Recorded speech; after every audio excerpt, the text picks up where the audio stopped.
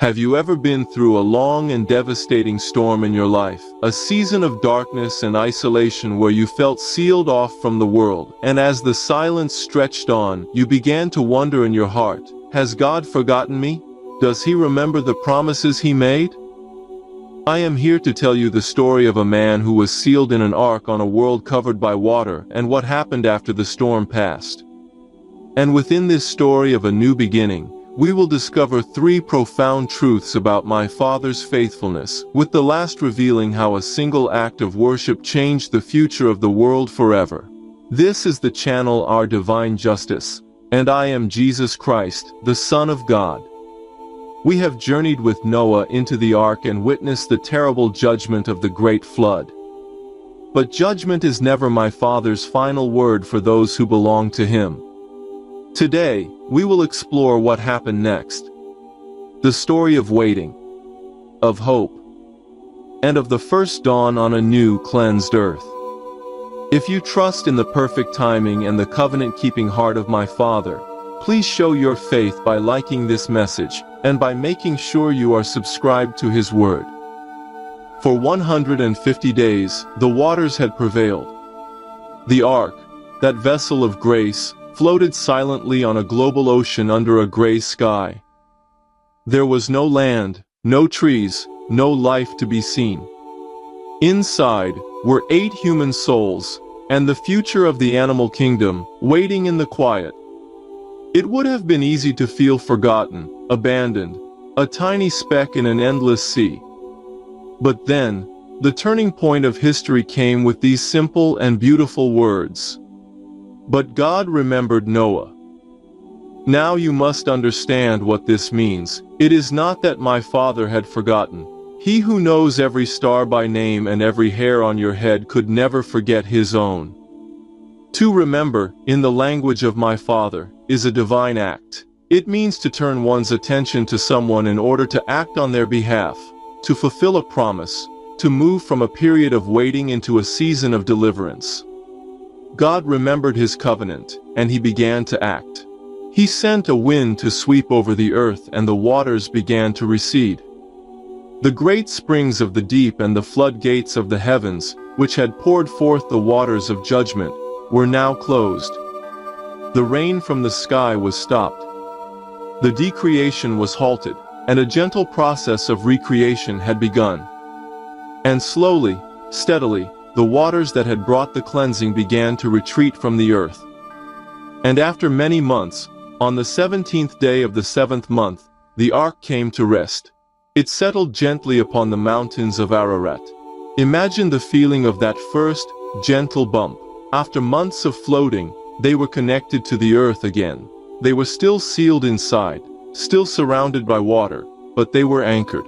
They were home, though they could not yet see it. My Father always provides an anchor for your soul in the midst of the storm. And still, they waited. The waters continued to recede, and on the first day of the 10th month, something wondrous happened. The tops of the mountains became visible. After seeing nothing but water for the better part of a year, Noah and his family could look out and see the dark peaks of the highest mountains, like the first promises of a world being reborn. Yet, even with this sign of hope, Noah's patience, born of his long walk with God, continued. He did not force the door. He waited. After another 40 days, Noah went to the window of the ark, the one he had made near the top. He opened it, and he began to test the conditions of the new world. First, he sent out a raven. The raven, a strong and rugged bird, an eater of carrion, flew back and forth over the waters. It could survive in the devastation, landing on the carcasses left by the flood. It did not return to the ark. It was a sign that death was still present in the world, but it was not the sign of life that Noah was looking for. So he waited 7 more days, and then he sent out a dove. The dove, a symbol of peace and gentleness, a bird that needs a clean place to rest its feet, flew out from the ark. But the waters still covered so much of the earth that the dove could find no place to land. And so she returned to him, to the ark. And Noah reached out his hand, and he took her. and he brought her back to safety with him inside. This is the heart of a good shepherd: to care for the vulnerable, to provide a place of rest when the world is harsh. Noah waited another 7 days, a patient and trusting interval, and he once again sent the dove out from the ark. She flew out into the silent world, and as evening approached, she returned. And this time, as she came to the window, Noah saw something that must have made his heart leap. In her beak was a freshly plucked olive leaf. I want you to see that leaf as Noah saw it. It was not just a leaf, it was a message directly from the hand of the Creator. It was the first sign of new life. It was green, and it was living, a promise that the judgment was over, and that life was returning to the earth. It was a symbol of peace between God and the world he had saved. That single olive leaf was a sermon of hope, more powerful than any words could be. And Noah knew then that the waters had receded from the earth. Yet still, in his profound wisdom and faith, he waited another 7 days. And for a third time, he sent out the dove. And this time, she did not return to him. She had found a home.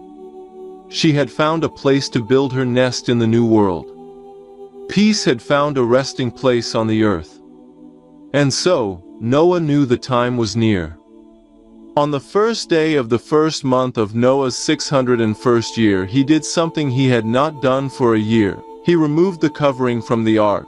He rolled back the great roof, and for the first time he saw the surface of the ground, and it was dry. The world was ready. But Noah, in his complete and humble dependence on God, still waited. He did not step out until he heard the voice of the one who had commanded him to go in. And then God spoke to Noah. He did not just open the door. He gave a personal invitation. "Come out of the ark," he said, "you and your wife and your sons and their wives. Bring out every kind of living creature that is with you, the birds, the animals, and all the creatures that move along the ground, so they can multiply on the earth and be fruitful and increase in number on it." It was a reissuing of the original creation mandate, a command to fill the new earth with life. So Noah came out, along with his sons and his wife and his sons' wives, and all the animals, and all the creatures, and all the birds, everything that moves on the land, came out of the ark, one pair after another.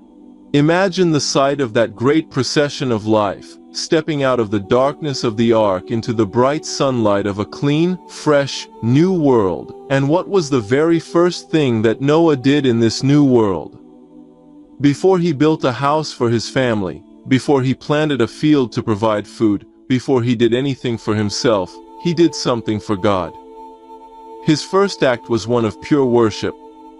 Noah built an altar to the Lord, and taking some of all the clean animals and clean birds he had brought, the ones my father had specifically commanded him to bring in sevens, he sacrificed burnt offerings on the altar.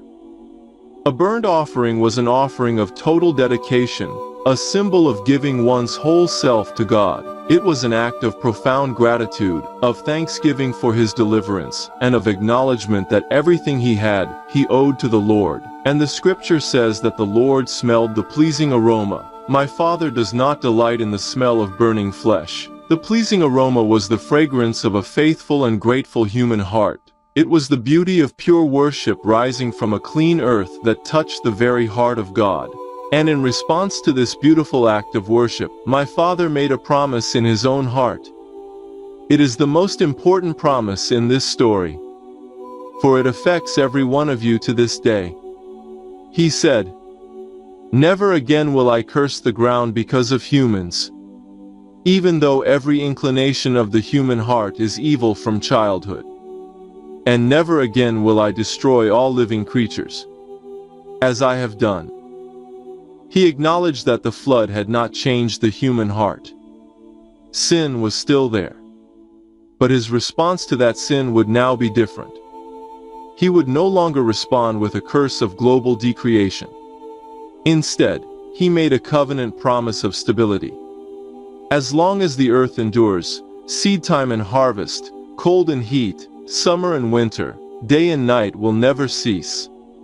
This was a promise of common grace for all humanity, a foundation of order and rhythm upon which all future life could be built, a promise that was sparked by one man's faithful worship. The story of Noah's new beginning is your story. It is a story of how God remembers his people, sends them hope, and responds to a worshiping heart. If this message has filled you with hope, I invite you to like this video, and to share it with others who may be waiting in a storm. If you desire to learn more about the covenant-keeping nature of my Father, please subscribe to this channel for more stories from His Word. And if you have been through a great storm, and you are just now seeing the first signs of a new beginning, or if you are still waiting in the ark and need to know that God has not forgotten you, I invite you to subscribe, and to write in the comments below, "Pray for me."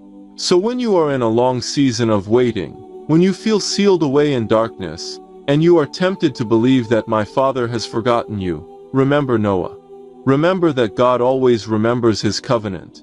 He will send a wind of change in His perfect time. And look for the signs of hope He sends you, that small olive leaf, that promise that life is returning. And when you come out of your storm, let your first act be like Noah's. Build an altar in your heart. Offer a sacrifice of thanksgiving and praise. For a heart of worship touches the heart of God, and it unleashes His promises not only for your life, but for the world. I am the true olive branch of peace between you and the Father. I am the sacrifice whose pleasing aroma has once and for all established a new and better covenant, one that not only promises that the seasons will continue, but that promises you eternal life in a new heaven and a new earth, where storms will never rage again.